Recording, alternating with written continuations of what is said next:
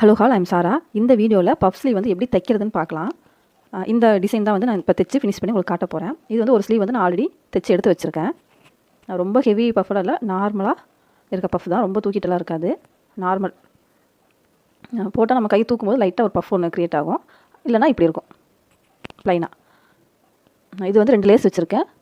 கொஞ்சம் அடியில் அந்த பஃபுக்கு கீழே வந்து கொஞ்சம் திக்னஸாக இருக்கிறதுக்காக அடியில் ஒரு துணி கொடுத்தும் தைச்சிருக்கேன். ஏன் அந்த துணி கொடுத்துருக்கேன் அப்படின்னா, பஃப்புங்கும் போது கீழே வந்து க்ரிப்பாக பிடிச்சிருக்கணும். வெறும் துணி மட்டும் வச்சு தைச்சா க்ரிப் இருக்காது, அதனால் எக்ஸ்ட்ரா துணி கொடுத்துருக்கேன். இது வந்து ஒரு சில்க் காட்டன் ப்ளவுஸ் தான். ஸ்லீவுக்கு வந்து கொஞ்சம் நிறையாவே துணி எடுத்திருக்கேன். லைனிங்கில் கரெக்டான ஸ்லீவ் அளவு கட் பண்ணிக்கோங்க. மெயின் ஃபேப்ரிக்கில் கொஞ்சம் நீளமாக துணி எடுத்துக்கோங்க. இப்போ நான் வந்து பிகினர்ஸுக்கு தான் நான் சொல்ல போகிறேன். நல்ல தைச்சிட்டே இருக்காங்கல்ல, ரொம்ப நாள் தைச்சிட்டு இருக்கவங்களுக்கு வந்து இது வேண்டாம். பிகினர்ஸ் இப்போ வந்து புதுசாக பழகிறவங்களுக்கு சொல்கிறேன் இந்த டிப்ஸ். வந்து சென்டர் கரெக்டாக மார்க் பண்ணிவிட்டு சென்டர்லேருந்து அப்படியே கொஞ்சம் கொஞ்சமாக ஒரு 1/2 இன்ச் ப்ளீட்ஸ் எடுத்து தைச்சிட்டு வாங்க. ரொம்ப உங்கள் கை அளவுக்கே சின்ன சின்னதாக வச்சு தைச்சிட்டு வாங்க. ஏன் இப்படி தைக்கிறேன் அப்படின்னா, இப்போ நான் தைக்கும்போது நான் ஒரு டெய்லர் ரொம்ப வருஷம் தைக்கிறேன் அப்படின்னு சொல்லிட்டு நான் அங்கேருந்தே ஆரம்பிச்சிட்டு வந்துடுவேன். அந்த ஸ்டார்டிங்கில் வந்து ஒரு 3 இன்ச் போட விட்டுட்டு அங்கேருந்து ஃப்ளீட்ஸ் வைக்க ஆரம்பிச்சிருவேன். இந்த இதில் எனக்கு எப்படி முடிக்கணும் அப்படின்னு தெரிஞ்சிடும். ஆனால் இது பிகினர்ஸ்க்கு வந்து ரொம்ப குழப்பமாக இருக்கும். ஒரு பக்கம் வந்து ஃப்ளீட்ஸ் அதிகமாக இருக்குது, அதாவது ஃப்ரண்ட் சைடில் பேக் சைடில் கம்மியாக இருக்குது, எப்படி நம்ம தைக்கிறது அப்படின்னு சொல்லி கொஞ்சம் கன்ஃபியூஷனாக இருக்கும். அவங்களுக்கு வந்து இந்த மெத்தட் வந்து ஃபாலோ பண்ணுங்கள். சென்டர்லேருந்து ஒரு 7 ஃப்ளீட்ஸ் அப்படியே இந்த பக்கம் இந்த சென்டருக்கு இப்போ அப்படியே தைச்சோமா முன்னாடி பார்த்து. இப்போ என்ன பண்ணணும்னா, மடிப்பு அதே மாதிரி தான் எடுக்கணும். நல்லா பார்த்துக்கோங்க. முன்னாடி பார்த்த மாதிரி மடிப்பு இருந்துச்சுன்னா நம்ம எடுக்கிற மடிப்பு முன்னாடி பார்த்த மாதிரி இருக்கும். இப்போ சென்டர்லேருந்து இந்த பக்கமாக பார்த்து தைச்சிட்டு வரோம். மடிப்பு ரொம்ப கவனம். இதில் எந்த பக்கம் அந்த மடிப்பு பார்த்துருக்கோ அதே பக்கம் தான் பார்த்து வைக்கணும். இப்படி ஒரு 7 ஃப்ளீட்ஸ் வச்சிங்கன்னா உங்களுக்கு சென்டரும் கரெக்டாக இருக்கும். 2 பக்கமே ஃப்ளீட்ஸ் வந்து சேமாக இருக்கும். இந்த பக்கையில் அந்த பக்கையில் நடுவில் இருக்கிறது வந்து ஒன்று வச்சுக்கோங்க. மொத்தம் 15 எடுத்துக்கோங்க ஃப்ளீட்ஸ். இப்படி தைச்சா பிகினருக்கு வந்து ஈஸியாக இருக்கும், அதனால தான் இப்படி சொல்கிறேன். இல்லை நல்லா எனக்கு தைக்க தெரியும், அப்போ எந்த அளவு நம்ம வைக்கணும் அப்படின்னா, ஒரு 3 இன்ச் 4 இன்ச் வந்து இந்த சைடு விட்டுருங்க. முடிக்கும்போது ஒரு 4 இன்ச் 3 இன்ச்சில் முடிச்சிருங்க, துணி எக்ஸ்ட்ரா விட்டு. அப்போ நடுவில் இருக்கிறதுல வந்து சென்டர் மார்க் பண்ணி எப்போ போல் ஸ்லீவ் வச்சு தைச்சிக்கலாம். இப்போ வந்து எக்ஸ்ட்ரா இருக்க நூல்லாம் கட் பண்ணிக்கிறேன். சென்டர் கரெக்டாக மார்க் பண்ணிக்கோங்க. ப்ளீட்ஸ் அந்த பக்கம் எவ்வளோ இருக்குது, இந்த பக்கம் எவ்வளோ இருக்குன்னு எண்ணிக்கோங்க. ஏன்னா உங்கள் பஃப் அதிகமாக கேட்கல, அதனால் ப்ளீட்ஸையும் நான் கம்மி பண்ணிட்டேன். இப்போ என்ன பண்ண போகிறேன்னா, மேலே எவ்வளோ அளவு இருக்குன்னு பார்த்துக்கோங்க. ப்ளீட்ஸ் போக 7.5 இன்ச். அதே மாதிரி கீழே வந்து நம்ம எங்கே தைக்கணுமோ அந்த இடத்துல 7.5 இன்ச்சில் வந்து ஒரு மார்க் பண்ணிக்கோங்க. இந்த மார்க்கிங்லேருந்து அடுத்த ப்ளீட்ஸ் ஆப்போசிட் பார்த்து வைக்கணும். மேலே வந்து முன்ன பார்த்த மாதிரி இருந்துச்சுன்னா கீழே இருக்க ப்ளீட்ஸ் வந்து பின்ன பார்த்த மாதிரி வைக்கணும். ஆப்போசிட்டாக வைக்கணும். கீழே வைக்கும்போது நல்லா மேலே இருக்க துணியையும் இழுத்து பிடிச்சிக்கணும், கீழே இருக்க ப்ளீட்ஸையும் கரெக்டாக பார்த்து வைக்கணும். அப்போ தான் அப் அண்ட் டவுன் வராது. இப்படி இருக்கும். ஒரு ப்ளீட்ஸ் வந்து முன்னாடி இருக்கும், ஒரு ப்ளீட்ஸ் வந்து பின்ன பார்த்த மாதிரி இருக்கும், நடுவில் இருக்கிறது வந்து அப்படியே லைட்டாக தூக்கிட்டு இருக்கும். இதுதான் இதோட கான்செப்ட்டு. அங்கே எப்படி வச்சிங்களோ அதே மாதிரி 1/2 இன்ச் அந்த ப்ளீட்ஸை பிடிச்சாலே கீழே இருக்க ப்ளீட்ஸ் வந்து அப்படியே கரெக்டாக வந்துடும். நீங்கள் அப்படியே ஆப்போசிட் மட்டும் பார்த்த மாதிரி வைக்கணும்.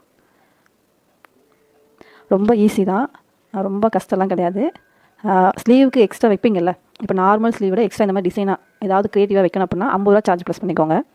லேஸ் ஏதாவது ஆட் பண்ணணும்னா 50 ரூபா ஆட் பண்ணிக்கோங்க. இப்போ வந்து நான் லைனிங் ப்ளவுஸ் தைக்கிறேன் அப்படின்னா நான் வந்து 250 லைனிங்கோடு சேர்த்து 250 ரூபா சார்ஜ் பண்ணுவேன். இப்போ வந்து 250. ஸ்லீவுக்கு வந்து இந்த மாதிரி பஃப் ஸ்லீவ் வைக்கிறங்காட்டிக்கு ஒரு 50 ரூபா, 300 ரூபா. லேஸ் வைக்கிறேன் அதுக்கு ஒரு 50 ரூபா, 350 ரூபா. இந்த ப்ளவுஸுக்கு வந்து நான் 350 ரூபா வாங்குகிறேன். நெக்கு வந்து ஒன்றுமே நம்ம பண்ண வேண்டிய அவசியம் இல்லை. நெக் வந்து பா neck, you neck, diamond neck அந்த மாதிரிலாம் கேட்பாங்க. அந்த மாதிரி கேட்குறவங்களுக்கு எல்லாமே அது நெக்கு வந்து நீங்கள் வச்சு கொடுத்து தான் ஆகணும். அது போக ஸ்லீவில் வந்து கொஞ்சம் டிசைன் கேட்குறாங்க அப்படின்னா அது வந்து எக்ஸ்ட்ரா ஒர்க்கு தான் நம்மளுக்கு. அதுக்கேற்ற மாதிரி நம்ம சார்ஜ் பண்ணிக்கணும். இப்போது அப்படியே கொஞ்சம் கொஞ்சமாக ப்ளீட்ஸ் வச்சுட்டு வந்தாச்சு. இந்த துணிக்கு கொஞ்சம் கசகசன்னு இருந்த மாதிரி தான் இருக்கும். நம்ம எல்லாமே ஒரே மாதிரி மேலே இருக்க மாதிரி கீழே இருக்க மாதிரி வச்சோம்னா நீட்டாக இருக்கும். இது ஆப்போசிட் திருப்பி வைக்கிறங்காட்டி கொஞ்சம் கசகசன்னு தான் இருக்கும், ஆனால் போடும்போது நல்லா நீட்டாக இருக்கும். அவுட்லுக்கு வந்து ப்ளீட்ஸ் வைக்கும்போது மட்டும் கவனமாக இருந்துக்கோங்க. மேலே இருக்கிறதையும் கீழே இருக்கிறதையும் கரெக்டாக பார்த்து இழுத்து வச்சு தைச்சிக்கோங்க. இது வந்து லாஸ்ட்டு ப்ளீட்ஸ் வைக்கிறேன், அவ்வளோதான். இதுக்கப்புறம் வந்து முடிச்சுட்டு லைனிங் வந்து இதுக்கு மேலே வந்து அட்டாச் பண்ணணும். லைனிங் வந்து கரெக்டான ஸ்லீவ் மெஷர்மெண்ட் எடுத்துக்கோங்க, சரிங்களா? கரெக்டாக இருக்கணும் அந்த ஸ்லீவோட மெஷர்மெண்ட் வந்து. எப்போ போல் எடுக்கிற மாதிரி ஸ்லீவோட லென்த்து எடுத்து கரெக்டாக வச்சுக்கோங்க. இப்போது சென்ட்ரு பார்த்து நான் வந்து தைக்க போகிறேன். ஃபுல்லாக அவுட்லைன் தைச்சிருக்கேன். சென்ட்ரு பார்த்து மேலே அந்த வளைவெல்லாம் தைச்சிட்டேன். கீழே வந்து ஒரு 2 இன்ச்சில் வந்து மார்க் பண்ணுறேன். அந்த லைன்லேயே இப்போ தைக்க போகிறேன். கீழே இருக்க துணி இருக்குது பார்த்தீங்களா, இதை வந்து கரெக்ட் பண்ணி தைக்கணும். அதுக்கப்புறம் கீழே இருக்க எக்ஸ்ட்ராஸ் எல்லாமே கட் பண்ணணும். கீழே இருக்கன்னா மெயின் ஃபேப்ரிக் எக்ஸ்ட்ராஸ், லைனிங் வந்து கட் பண்ணவே கூடாது. வேறு ஒன்றும் இல்லை, அப்படியே தூக்கி லைனிங் அப்படியே வச்சு அட்டாச் பண்ணிவிட்டு உங்களுக்கு எந்த அளவுக்கு மட்டும் பஃப் வேணுமோ அந்த அளவுக்கு லைன் பண்ணி ஃபுல்லாக அவுட்லைனில் ஸ்டிச் பண்ணிடுங்க. எக்ஸ்ட்ரா இருக்க மெயின் ஃபேப்ரிக் எல்லாமே கட் பண்ணி எடுத்துருங்க. இப்போ பார்த்தீங்கன்னா மெயின் ஃபேப்ரிக் வந்து இப்படி இருக்கும், கீழே வந்து லைனிங் மட்டும் தெரியும். இப்போ இந்த இடத்துல வந்து கிரிப் வேணும், அதாவது நம்ம போட்டோன்னே கை நல்லா பிடிச்சிருக்கணும், பஃப் லைட்டாக தூக்கணும். அதுக்காக என்ன பண்ணணும்னா இந்த இடத்துல மெயின் ஃபேப்ரிக்கில் ஒரு 2 இன்ச் போல் துணி எடுத்துகிட்டு அதை வந்து இந்த ஓரமாக வச்சு தைக்கணும். எந்த ஓரம் வச்சு தைக்கிறேன்னு பாருங்கள். ஸ்லீவில் நம்ம பஃப் வச்சுருப்போம்ல கீழே, அந்த இடத்துலேருந்து தைச்சு அப்படியே திருப்பி அதுக்கு மேலே ஒரு தையல் போடணும். இல்லை எனக்கு இதுக்கு கீழே வந்து இந்த அளவுக்கு செய்ய வேண்டாம், பைப்பிங் மாதிரி கொடுக்கணும் அப்படின்னா ஆப்போசிட் கலரில் இப்போ நான் தைக்கிற இடத்துல தைச்சிட்டு அப்படியே திருப்பி தையல் போட்டிங்கன்னா அது அழகாக இருக்கும். சின்ன ஒரு 1/2 இன்ச் பைப்பிங் போல் இருக்கும். அது வந்து 5 இன்ச்சு ஸ்லீவுக்கு கரெக்டாக இருக்கும். 5-4 இன்ச்சு ஸ்லீவுக்கு இது வந்து ஒரு 6 இன்ச்சு ஸ்லீவு.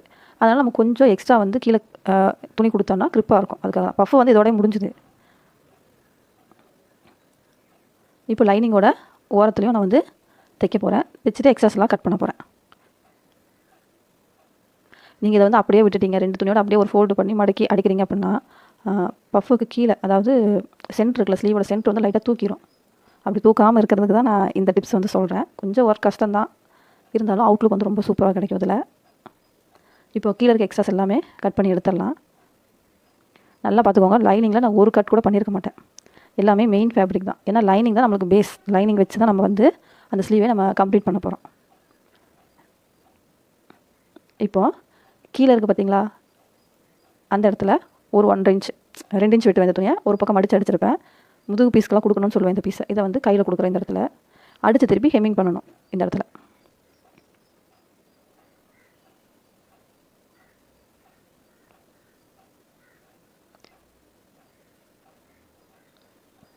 அவ்வளோதான். இப்போ திருப்பி லைனிங் திருப்பி மேல் தையல் போட்டுட்டு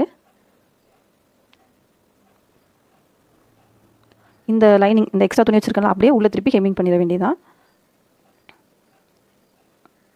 இப்போ மிஷினில் இருக்கங்காட்டி நான் என்ன பண்ணுவேன்னா அப்படி மடிச்சுட்டு ரஃப்பாக ஒரு தையல் போட்டு முடிச்சிடுவேன். இப்போ வந்து நம்ம லேஸ் வைக்கணும். லேஸ் எப்படி வைக்கணும்னு பாருங்கள். இந்த லாஸ்ட்டில் ஒன்று, அப்புறம் அந்த பஃப்பு கிட்ட ஒன்று. இப்போ இந்த எக்ஸ்ட்ரா துணி வந்து நான் மடிக்கலை. ஃபஸ்ட்டு லேஸ் வைக்கிறங்காட்டிக்கு லேஸை கம்ப்ளீட் பண்ணி எடுத்துடலாம். ஏன்னா அந்த லேஸோட திக்னஸ் இருக்குல்ல, அது அப்படியே திரும்பும்போது அந்த இடத்துல வந்து நூல் வந்து அந்த அளவுக்கு இதாகாது. சின்ன மிஷின் வச்சுருக்கவங்களுக்கு. அதனால் ஃபஸ்ட்டு வந்து லேஸ் வச்சு முடிச்சுருங்க. அந்த லாஸ்ட் வரைக்கும் வச்சுட்டு 2 தையல் போட்டுருங்க. லேஸோட ஒரு ஓரத்துலையும் இன்னொரு ஓரத்துலையும் தையல் வர மாதிரி போட்டுருங்க. இந்த லேஸ் வந்து 1/2 இன்ச் லேஸ் தான், 1/2 கூட சொல்ல முடியாது, ஒரு 1/4 இன்ச்சுக்குள்ளே தான் வரும் அந்த லேஸ். ரொம்ப சின்ன லேஸ் தான். 2 தையல் போட்டுருங்க. நெக்ஸ்ட் வந்து அந்த பஃப் இருக்குல்ல கீழே, அங்கே ஒரு லைன் வந்து பார்த்திங்களா, அந்த லைனில் பஃப்பு மேலே வைக்கல, அந்த தையலுக்கு கீழ் பக்கமாக பார்த்த மாதிரி. தையலுக்கு மேல் பக்கம்னா பஃப்பு மேலே வந்துடும் லேஸு. அதனால் பஃப்பு கொஞ்சம் கீழே அந்த தையல்லையே இந்த இடத்துல வைக்கும்போது ஆப்போசிட் பார்த்த மாதிரி லேஸ் வைக்கணும். லேஸோட கரபாக வந்து எப்படி இருக்குன்னு பார்த்துக்கோங்க. அதுக்கேற்ற மாதிரி ஆப்போசிட்டாக வச்சிங்கன்னா ரொம்ப சூப்பராக இருக்கும். 2 ஒரே மாதிரி வச்சிங்கன்னா நல்லா இருக்காது. ஆப்போசிட்டாக வைக்கணும் இந்த இடத்துல. அவ்வளோதான். அந்த தையல் கீழே இருக்க தையலுக்கு மேலேயே லேஸ் வச்சு நம்ம தைச்சிட்டு வந்துடணும். இப்போ இந்த லாஸ்ட் இந்த எட்ஜ்லேயும் தைச்சிடலாம். லேஸோட எட்ஜில்